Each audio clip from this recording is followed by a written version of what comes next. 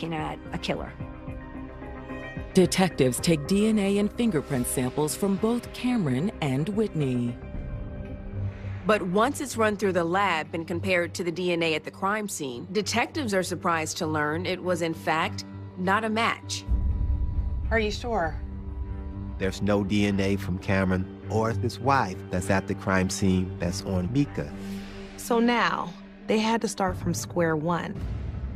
If Cameron wasn't involved, they can't rule out that this was a completely random crime. So that was really what we were fearing, is that we had a serial rapist on our hands. Despite the setback, investigators continue to diligently work on the case. Our focus was still continuing to see, if not Cameron, then who? And we just continue to forge ahead and try to identify the person. Police acquired a list of every known sex offender in the area, and they interviewed each one of them to make sure that they had a rock-solid alibi. But their efforts prove unfruitful. So days turned into weeks, and weeks turned into months, and months turned into years, and the case became cold. So, I mean, you can imagine how difficult this would be for Mika's family. Beside being disappointed that they may never get justice, they're also worried about their own safety. I'm scared to go in my own house because you have that in the head. Who is it? Is it someone I know? Am I talking to this person? Like, why? Like, I could be next to them. As time drags on, Detective Kern eventually retires. But even in retirement, Mika's case stays on her mind. I still kept kind of one foot in the door, would still ask the cold case, hey, how are we? Where are we with this? Is there anything more we can do? She made a promise to the family that they would catch Mika's killer, and she wanted to make good on that promise. And in 2020, 21 years after Mika's death, a new team of investigators starts making headway with the help of recent technological advances. DNA technology had come a long way. Parts of the fingernail clippings and ligatures that had not been tested was tested.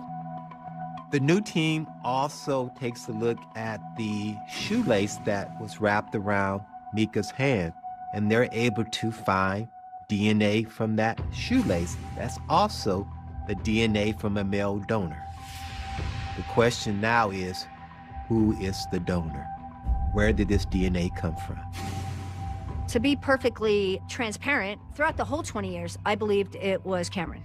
But the new DNA samples still aren't a match for Cameron King or his wife. I was speechless.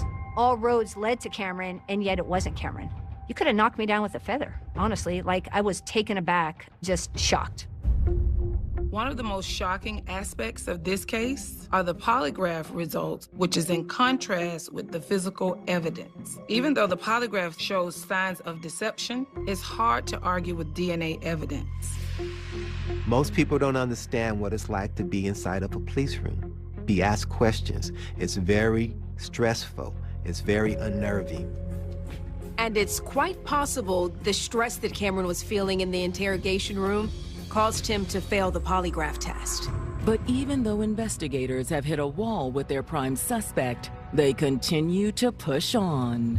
They started using public DNA databases, meaning 23andMe and all the ones where you put your own information and DNA in so you could find lost relatives. Against all odds, they get a hit, and it was someone no one ever expected. I'm like, what? For real? I know him. Single mother, Mika Wadley. But now detectives may finally have the lead they've been waiting for.